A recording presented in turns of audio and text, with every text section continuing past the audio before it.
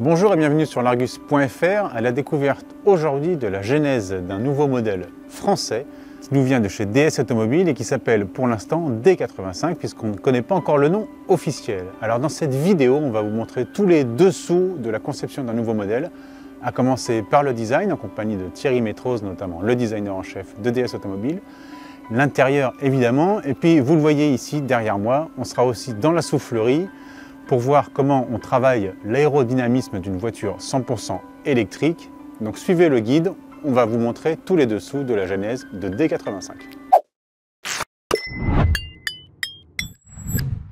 Et donc pour suivre cette genèse de D85, nous avons la chance d'être avec Thierry Métrose, le directeur du design de DS Automobile, qui va nous raconter toute l'histoire qui a commencé avec ce concept car. Exactement, donc c'est le concept car DS Aerosport Lounge, ASL, qu'on a présenté début 2020. Qui évidemment donne la vision pour la marque des projets futurs. Ce qui est intéressant à savoir, c'est que pendant qu'on finissait de dessiner le concept car et qu'on réalisait le prototype qu'on voit ici, on a commencé le projet D85. Ce qui est assez une chance, ça a permis en fait que le concept car alimente directement, en direct, en live, le projet D85. Donc on va voir maintenant ensemble quelle a été la première maquette du projet qu'on a réalisé, inspiré par le concept car. Donc là, on est à côté de la première maquette, projet D85. C'est une maquette qu'on a réalisée pour un test de concept, qu'en fait le tout premier test qu'on a fait sur ce projet, 2019. C'est un test de concept, donc on teste avant tout la silhouette, les proportions, le gabarit de la voiture. Et là, la première chose qu'on remarque quand on voit cette maquette, c'est la silhouette. Et c'est ce qu'on a testé en premier. Donc on a fait le choix de cette silhouette fastback, qui, pour deux raisons. En fait, c'est la plus élégante. Donc ça fait comme ça une ligne de toit très élégante, très fluide. Et puis deuxième raison, c'est la plus efficiente en aérodynamique. C'est une différence notable avec le concept car qui était lui sur une silhouette plutôt shooting brake. Cette maquette, évidemment, parce que là on commence à rentrer dans la phase projet, est construite sur la Stella M, qui est la plateforme médium du groupe, mais c'est une Stella M évoluée, puisqu'on a fait un gros travail avec l'architecture pour abaisser le pavillon. Donc on a abaissé sensiblement le pavillon par rapport au package de base, de près de 6 cm. Même chose sur le capot, de près de 4 cm. Pourquoi? Une chose simple, c'est gagner de l'efficience aérodynamique, gagner de l'autonomie en kilomètres et alléger la voiture. En termes de style, j'aurais tendance à dire rien de nouveau. On a pris le style du concept car, on l'a juste transposé, adapté aux proportions de la Stella M. Ce bon équilibre entre des surfaces très expressives, très sculptées, on voit bien sur le flanc de la maquette, c'est très généreux, très musclé, ça accroche bien la lumière, et qu'on vient animer avec des lignes de caractère qui sont elles très ciselées, très incisives, et qui vont donner du nerf en fait à la silhouette, et puis qui vont amener ce raffinement, cette élégance, et puis aussi l'identité du flanc notamment.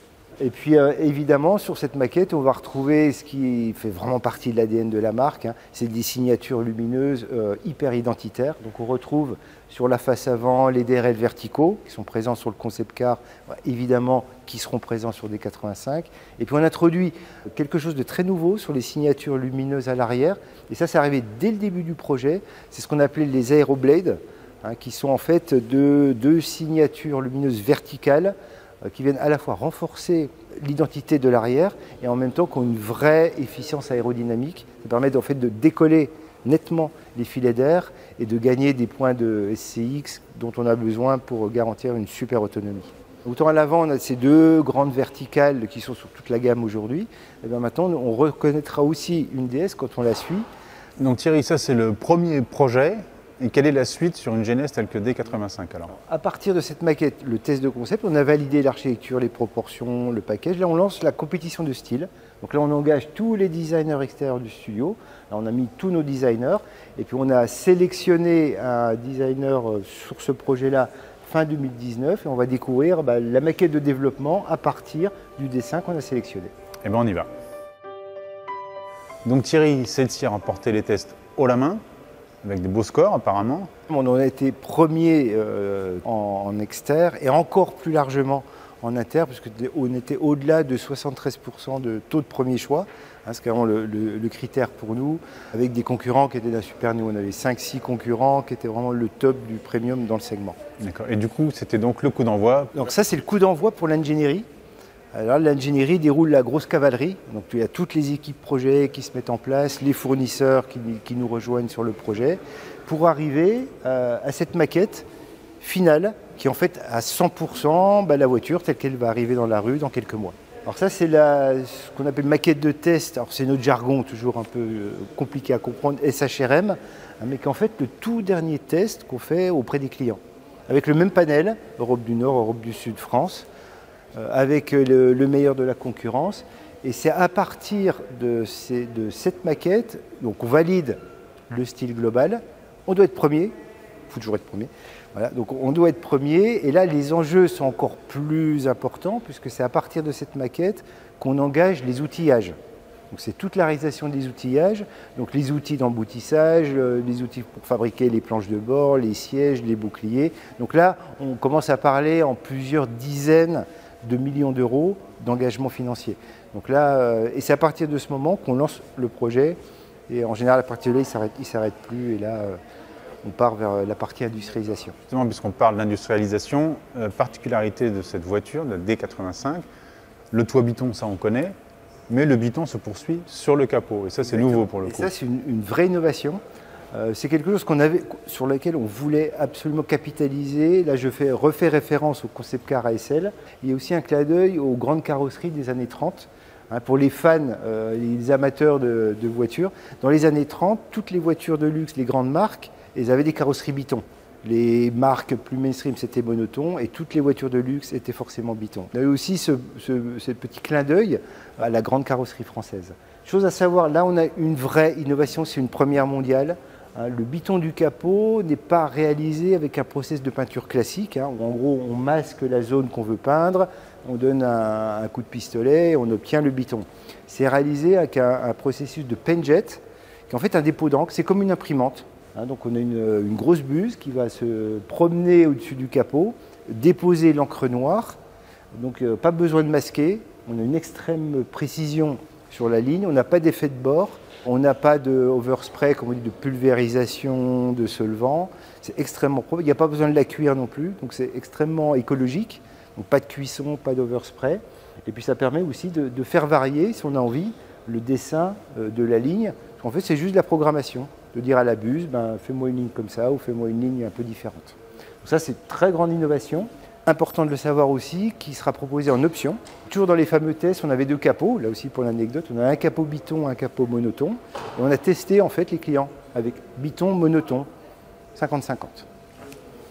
Donc il y avait 50% des clients qui adoraient le biton parce que ça a du caractère, c'est nouveau, ils aimaient la personnalité du truc. Et puis les autres 50% qui disaient ouais, c'est chouette, mais c'est un peu too much pour moi. Voilà, donc on pourra offrir la possibilité du monoton et du biton en fonction du goût des clients. Et puis la deuxième grande innovation, on en a parlé après, c'est la calandre lumineuse. En fait, on est extrêmement fiers de cette calandre illuminée avec le logo et son accompagnement de ligne verticale. Et on espère, parce que les choses vont vite dans le monde automobile, être les premiers en Europe, peut-être dans le monde, à avoir comme ça le logo lumineux accompagné de ces lignes verticales et le tout homologué en Europe. Eh bien, merci beaucoup Thierry pour ce petit tour, cette genèse du D85.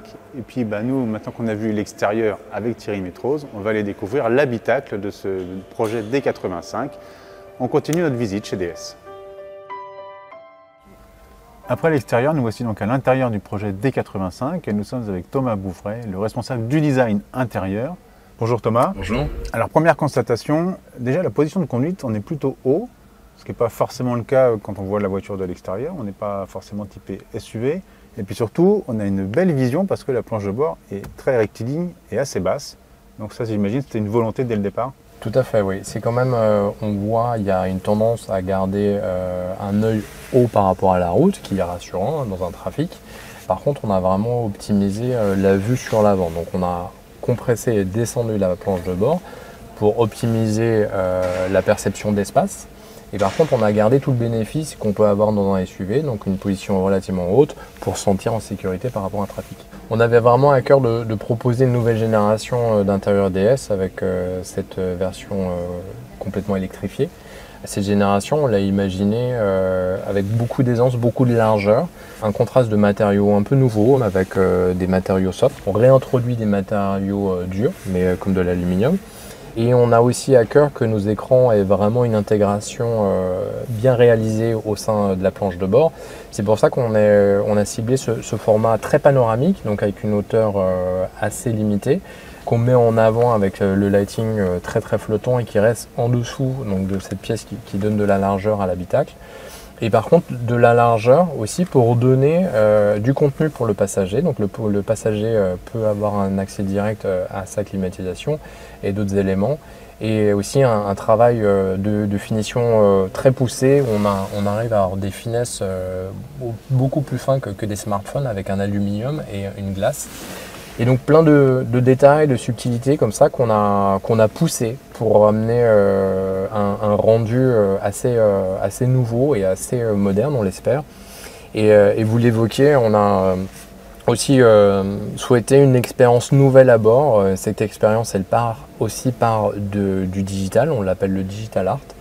Donc au sein de l'information principale de conduite, on va avoir des cristaux qui vont s'animer et qui vont donner un peu une vie en fait à la voiture. Normalement, on espère que ça va apaiser en fait, amener toujours cette animation qui va amener cette douceur et sur des longs trajets, amener un petit peu d'apaisement, de subtilité pour l'information de conduite. Et puis un petit mot sur le volant, parce que ça aussi pour le coup c'est nouveau chez DS. Donc une nouvelle, je ne sais pas comment on dit, signature de volant avec une forme en X. Oui, le X, on l'a beaucoup travaillé sur les concept cars et nos concept cars sont des laboratoires et aussi ont vocation à nous amener vers des projets plus concrets. Donc ça nous tenait à cœur de garder cette signature en X qui a vraiment le bénéfice de proposer de nouvelles zones d'appui en partie supérieure, la partie intermédiaire et aussi la partie basse. Donc on va à une zone d'accroche et une zone de repos en partie supérieure et donc on peut aussi facilement en fait avoir des manipulations assez aisées en s'accrochant sur le haut du X-Shape ou de la signature X de ce nouveau volant. Bien, merci beaucoup Thomas pour cette découverte de l'intérieur. Après vous avoir révélé tous les secrets du design extérieur et intérieur du projet D85, nous allons maintenant passer à la partie aérodynamique et savoir comment les ingénieurs ont obtenu ce CX record de 0,24. Donc effectivement, ce CX record nous a obligés à faire une forme aérodynamique donc, qui commence déjà par l'avant, donc à essayer de maîtriser les écoulements d'air, et en particulier déjà sur l'entrée d'air. Donc une entrée d'air réduite parce que sur un véhicule électrique, il y a besoin d'un peu moins de refroidissement. Et ensuite, on a des volets pilotés que l'on ferme dès que l'on roule et qu'on ouvre quand on a besoin de refroidir les batteries au moment du chargement par exemple. Donc on les a mis le plus en amont possible, ce qui permet d'avoir une efficacité maximum de 95%, 100% et éviter toute circulation d'air sous capot inutile. On essaye de recoller l'écoulement sur tout le flanc de la voiture. Pour ça, on a aussi des travaux qui se font sur la roue, sur le pneumatique, pour essayer d'avoir l'écoulement le plus collé sur le flanc de la voiture. On a la partie supérieure. Là aussi, on cherche à avoir l'écoulement le plus propre possible. Malheureusement, déjà, on a un rétroviseur donc, qui vient perturber l'écoulement. Donc on va passer du temps à essayer de réduire son sillage pour vraiment qu'ils ne viennent pas perturber le reste de l'écoulement autour de la voiture. Ensuite, on a le montant de baie, donc qui est vraiment frontal par rapport à l'écoulement. Donc on va essayer de limiter les turbulences qui sont générées par le montant de baie. Et après, on a aussi tout l'écoulement latéral qu'on va essayer de guider jusqu'à l'arrière de la voiture et le plus longtemps possible. Donc là, on a profité du concept de style pour vraiment rallonger virtuellement la voiture et avoir un décollement le plus tard possible, pour permettre de resserrer le plus possible l'écoulement à l'arrière du véhicule. On a la même chose ensuite sur le béquet. Donc là, on a une zone bien distincte pour bien provoquer le décollement. Et sur les véhicules électriques, on a des écoulements inférieurs, ceux qui viennent du sous-plancher, très important, puisqu'on a un plancher très lisse, qui permet d'avoir une vitesse d'écoulement très forte. Donc on a deux écoulements qui viennent, un supérieur et inférieur, et on doit gérer un peu cet équilibre-là. Parce qu'ils arrivent avec des vitesses différentes, le parcours étant un peu différent, ils arrivent avec des vitesses différentes. Donc on doit gérer ce mélange-là qui se fait le plus tard possible derrière la voiture. Et pour gérer ça, c'est soit l'inclinaison du diffuseur dessous, et aussi la position de l'arête du béquet, qui nous permet en plus de ralentir un peu l'écoulement pour limiter la portance que l'on peut avoir sur ce genre de véhicule. Voilà, vous savez tout sur le nouveau vaisseau amiral de la marque DS Automobile, le projet D85. En espérant que cette vidéo vous ait plu, n'hésitez pas à liker et à commenter. Et puis surtout, continuez à suivre l'Argus.fr sur tous nos réseaux sociaux. Merci et à bientôt.